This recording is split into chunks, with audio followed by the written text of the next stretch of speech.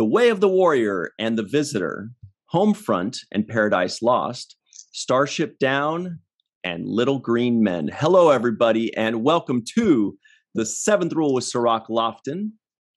Hello, hello. My name is Ryan T. Husk, and today we're doing a review of the entirety of Deep Space Nine Season 4. Man, there are so many good. Just listing those few episodes was hard to narrow it down to just 6. How are you today, Sirach? Narrow it down to 6. That's a wide narrow down. Well, for the other season premieres, I just say like 3 or 4, interesting titles or fun episodes. But I just found out of the first like 13 or 14 episodes, there were like 6 that needed to be almost all of these. Just a super quick rundown. The Way of the Warrior, The Visitor, Hippocratic Oath, Indiscretion, Rejoined, Starship Down, Little Green Men, The Sword of Kahless, Our Man Bashir, Homefront, Paradise Lost, Crossfire, Return to Grace, Sons of Moog, Bar Association, Accession, Rules of Engagement, Hard Time, Shattered Mirror, The Muse, For the Cause, To the Death, The Quickening, Body Parts, and Broken Link. It's like a who's who of great episodes. It's a lot of great episodes. It's a great season of Deep Space Nine. And the thing that jumps out to me right away is the fact that I remember more of these episodes than I do the ones of previous seasons. Like right away, it jumps out to me a lot of these episodes. So the names have attached and it's burnt an impression on me enough where I can recognize it easily. Yeah, me too, completely. Like I recognized every one of these. Whereas in previous seasons, we're kind of like, which one was this? And kind of we fumble through a few of them, like 2 or 3 per season. But this one, I think partly is because we just reviewed this season like a year and a half to a year ago. So it's fresher in our minds, but also they just kind of stepped it up. This is when Worf joined. So, things kind of built up. Cisco got his goatee and shaved head. The Defiant had just already been introduced. Like suddenly Deep Space Nine had grown. And season 4, I think, was kind of its coming out party, it seems. I agree. Maybe it's because we finally got to know all the characters at this point. And there's enough of storylines kind of built up on each character that it just feels like I've gotten to know everybody. And this is also the first season that Worf comes on, if I'm not mistaken. Yeah, right? Exactly. Right. So that's another added kind of bonus. He does, just bring another layer of context and texture to the cast. But I do remember this season is starting to become more relevant and important to me as far as the stakes. You know what else it is? And I'd forgotten this till just now, and I just checked as well, is that this was the first season after The Next Generation ended, which means that all the suits and all the Eye of Sauron, the Eye of CBS, had shifted its focus from Next Generation Deep Space Nine, even though it was never really watching Deep Space Nine as much, into Voyager and the new show. And I do remember the writers and the producers mentioning this before, where once Voyager was going to be the new show and they shifted all their focus onto that, it kind of gave the writers of Deep Space Nine free reign to just do whatever they wanted. Like they weren't, the suits weren't micromanaging or weren't watching them. And so they can just kind of get as creative as they wanted. And I think this is evidence of that. And the first half of this season was the only time that it wasn't sharing time with another show. So the first half of this season it's all you. Yeah, but as you know, there's a lot of preparation that goes when you're launching a new show. So even though we weren't on air with anybody, Voyager was still in the works, and a lot of things were getting done behind the scene. Right. And that's why all the suits were watching Voyager and letting Deep Space Nine and Ira and Robert and them just do their Plus, worst. Paramount was busy creating the whole UPN network at that time too. So there was a lot structurally going on as far as the entire organization. So a lot of the things were kind of flying under the radar at that moment because they were shuffling around. Right. And Next Generation had its movie First Contact coming out as well. Anyway, lots and lots of stuff.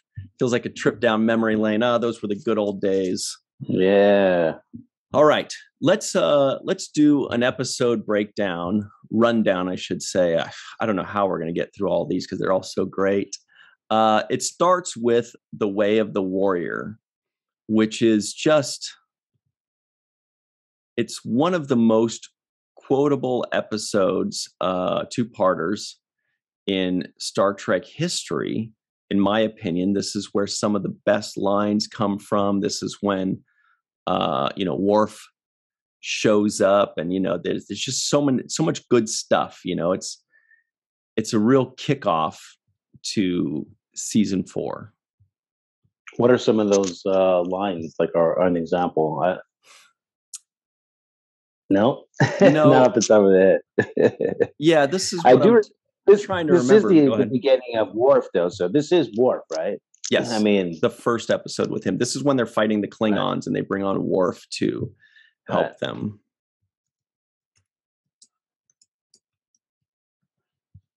Yeah. Yeah, it's not the prune juice line, right?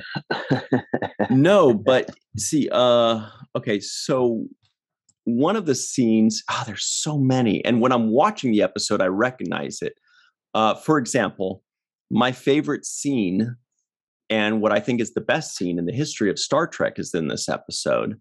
This is the one with, and you were close with the prune juice thing. It's the root beer one with Garrick and Quark talking about how root beer is so cloy and disgusting, and they're like, but you kind of get used to it, just like the Federation. It's this really great scene. I'd have to start watching the show to remember when these lines are coming up. It's also, I believe, when my favorite Worf line possibly is when he gets that old Klingon drunk to get information from him. And he says, and the old drunk guy's like, "Have I ever told you about your father?" Whatever. And then Worf says, "Yes, many times." And he says, "It is a good story." And Worf goes, "Yes, and you tell it well. But and then he goes into it. And I'm just like, I love that. Yes, and you tell it well. Like, it's like Klingon etiquette to say yes, and you tell the story well. Like, that's half the story is how you tell it. Such good stuff there. It also means I've heard it before. Let's move on. Yeah. Okay. Speaking of moving on, we could talk about The Way of the Warrior all day, which we have. So everybody go check out that review because, man. And it's a two-parter, again, consistent with DS9's theme of starting the season off on a two-parter. Yep. So they're keeping that part consistent. Yep. The next episode is a little episode called The Visitor. No big deal. Just one of the greatest episodes in Star Trek history. Some would say the best. How well do you remember that one still?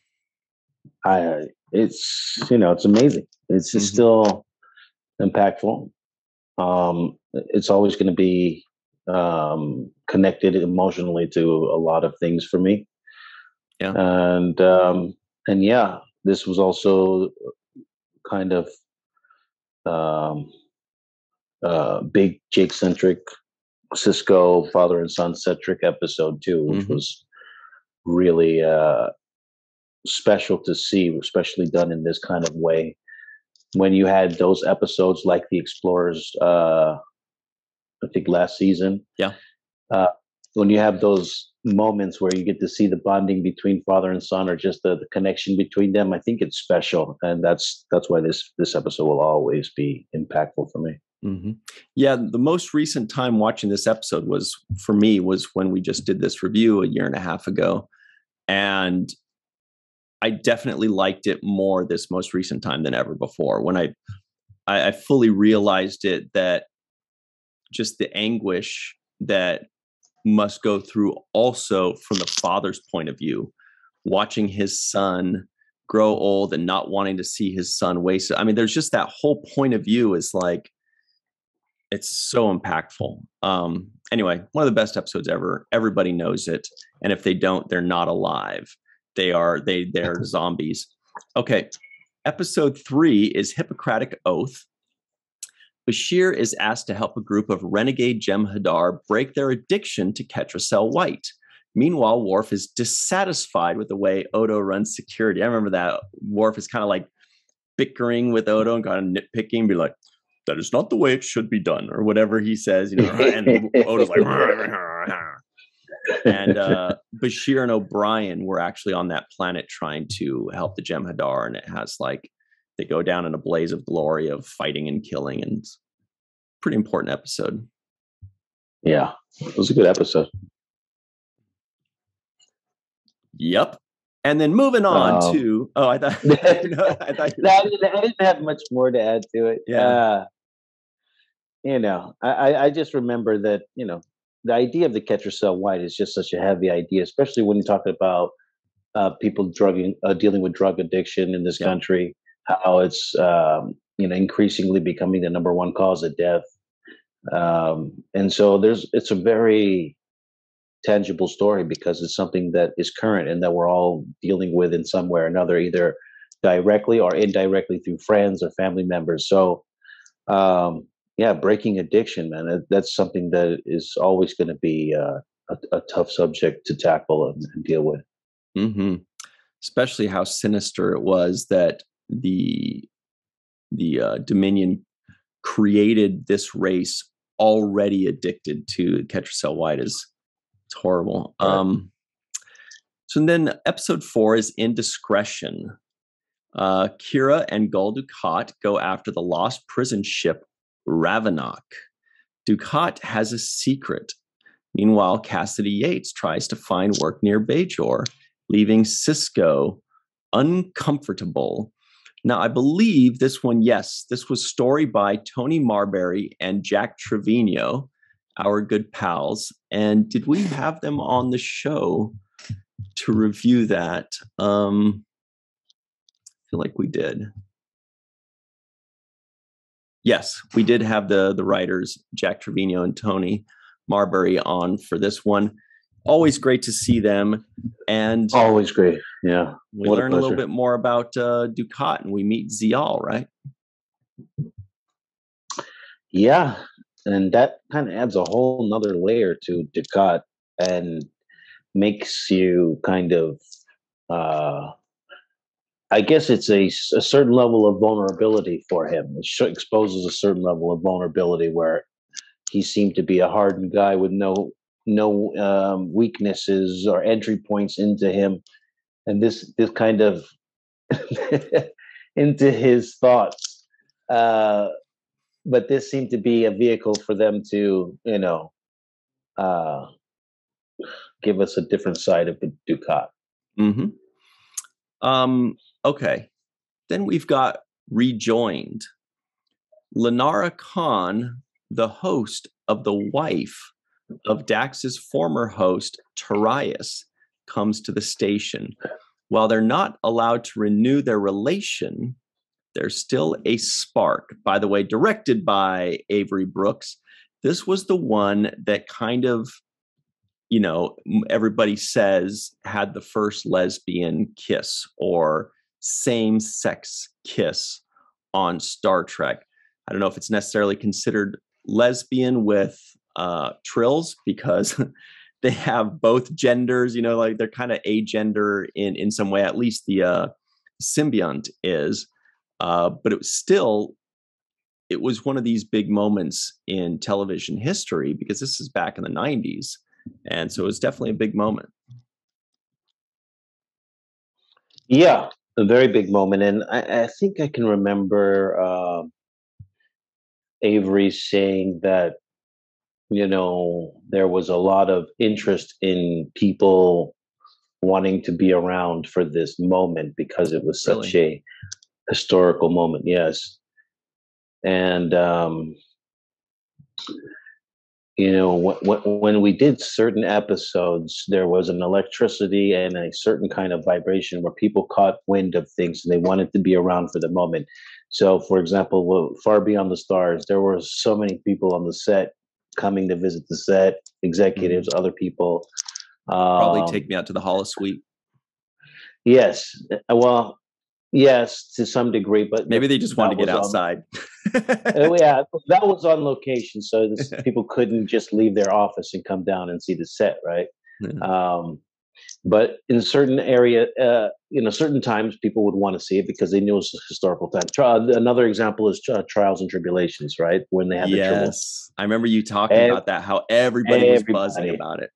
Yeah, so everybody and their mom was down at that set. Everybody had their family. Everybody, whoever could get there, got there.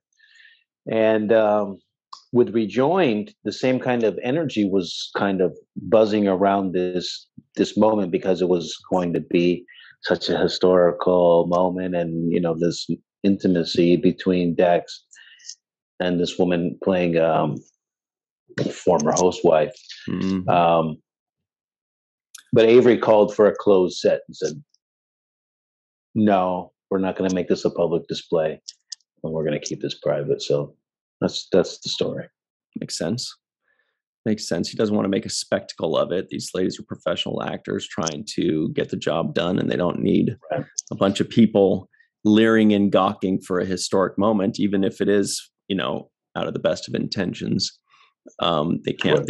He wants them to not be distracted and to be able to focus on because it was a very intimate moment, and it would be very hard to act out a very intimate moment in a very unintimate setting.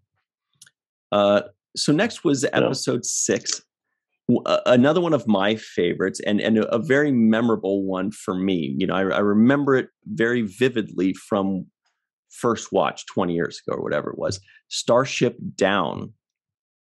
A damaged defiant ship. A damaged defiant must play a dangerous game of cat and mouse with 2 Jem'Hadar ships inside a gas giant. Now, the reason this one was so memorable to me is that it had so many memorable images. Like the imagery was very memorable to me. One of which was when Quark and I forgot the alien's name, the Gamma Quadrant alien that is played by my pal, love the dude, James Cromwell, and they're, remember, negotiating. And first the guy's like, no, we're not going to do it. But then they end up gambling. There's like the torpedo that gets stuck in the Defiant. And then they gamble, they kind of gamble and say, just pull one and see what happens. And the guy gets super exhilarated because it works. And he ends up saying, okay, I'll work with you guys. And then there's also Bashir and Dax being stuck. There's also in like the turbo lift or whatever it was. Oh yeah, there's also Worf. That's not it. Worf. That's a Hulu advertisement, but they don't pay us, so we skip that. This is when there's the 2 engineers also that need to be kind of slapped on the butt and said, Worf says, good job eventually. But then the other very memorable thing, and then sorry, I know I'm saying a lot, but there's a lot to this episode, was when Cisco gets injured and Kira is trying to keep him alive by talking to him and keeping him distracted and conscious. And he's like, calls her out. He's like, you're always talking about work, stop talking about work. And so we get to hear her open up, and then she breaks down and she says, and the acting by Nana is phenomenal there, where she says, I don't know what to do anymore. I don't know what, and she says, I'm just going to pray for you because I don't know what to do. And the way she delivered that, I remember it's like, gives you chills, but lots of very memorable little pockets of plots. Oh, when you tell it like that, I remember it vividly. Yeah, I second a lot of the things she just said. I remember that torpedo getting stuck in there. That was kind of a big, awesome, burnt into my mind. kind of thing. And I also do remember that very good scene between Cisco and Kira where he needs to be kind of kept conscious and she's doing her best to talk to him. Great moment there. Yeah. There were just like 4 or 5, it was like A plot, B plot, C plot, D plot, possibly an E plot, but every one of them was powerful and memorable in its own way. And I don't remember ever seeing an episode that had that many strings of separate plots. I just love that one. Love it. And we also, by the way, had the writers of that episode join us, David Mack and John Ordover. If you recall them, very fun, great guys. And it was really cool talking with them about that. Yeah, that was, and that alien that was dealing that scene with Quark. Great makeup job on him. Is that the Cromwell? James Cromwell. The character's name was, let me look him up, Hanok. How could I forget Hanok? How memorable. Yeah. All right. Story in that. All right. So next, how are we going to get through all these? Next is another extremely memorable episode, Little Green Men. Quark and Rom take Nog to Earth and Starfleet Academy, but a malfunction with the ship takes the crew back in time to Roswell, New Mexico, 1947. Those old ship malfunctions. This is another one that's like, nobody forgets this one. Nobody goes, which one is that? Yeah, that's it's great because it ties into what everybody suspects about the Roswell crash and everything. I mean, it's so cleverly done. I remember this episode, nobody else could understand them. They could understand each other, but everybody else couldn't understand the Ferengi when they were talking to each other. Then they got the universal translator. It was a great episode, I thought. And didn't we have Ira on for this episode? No, close though. You were very close. This was another one. Just 3 episodes ago was the first one written by Jack Trevino and Tony Marbury. Just 4 episodes later, we've got Jack and Tony wrote this episode as well, or got story by credits. Tony was not able to join us, but Jack was. So that is the presence that you remember. And I believe he basically said what we all would have expected, which is the pitch went as quickly and easily as this. What if the Ferengi land on Earth in Roswell, New Mexico, 1947? And the producer's like, sold. That's it. Got it. Yes. Brilliant idea. Let's do it. Right. I mean, it's perfect. Yeah. It doesn't take a genius to figure that one out. That's a no-brainer there.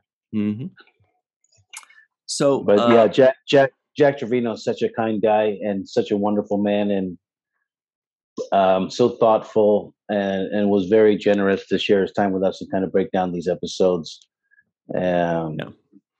He's just as impressionable as the episodes that he's written. Yeah, and he's been super nice to our supporters as well. Remember, he and Tony autographed the cover page of both of their scripts multiple times for our associate producers and supporters. Really, really great people. Really appreciate them. So shout out to them. The next one is The Sword of Kahless. Oh, and by the way, amazing acting by Aaron Eisenberg, Max Grodenchik, Armin Shimmerman, and also Rene Auberjonois and all the other people. Great acting in that episode. Really loved it. The Sword of Kahless, Worf, Dax, and the Klingon Dahar master Kor set out to find an ancient lost relic, the Sword of Kahless. This is more of a Sirach episode than a Ryan episode because you like those. What are those kind of things called? Like the Indiana Jones type, the treasure hunt ones where they're climbing through the caves and figuring things out. It's a fun one though. Yeah, I do like those Tomb Raider type of things, and this was a Klingon episode. You're going to get a lot of fighting, a lot of roughing. I like the fact that Dax was able to hold her own in this episode, and kind of, if I'm not mistaken, she was kind of holding her own and amongst the Klingons. But I just the only thing I remember, because when I was growing up, the Klingons did eventually get into business, and they opened the Kahless shoe store. So, thank you. Very nice. Very nice. Thank you. Yeah. I believe, and I'll pull it up in a second, I believe there are memes that say that, which is great. Oh, really? Yeah. Like, here's one. I'll pull that up before we hit our commercial right quick. There it is. Shoe source. Excellent. See, that's when you know, Sirach, that you've got a great idea, is when, like, it's confirmed, because the internet agrees with you. They think that is deserving of a meme. Of the work that it took to make that. Also, that episode was directed by LeVar Burton. So up next is episode 9, but we will do that on the other side. We're going to take a super quick break, and we'll be right back on the 7th Rule.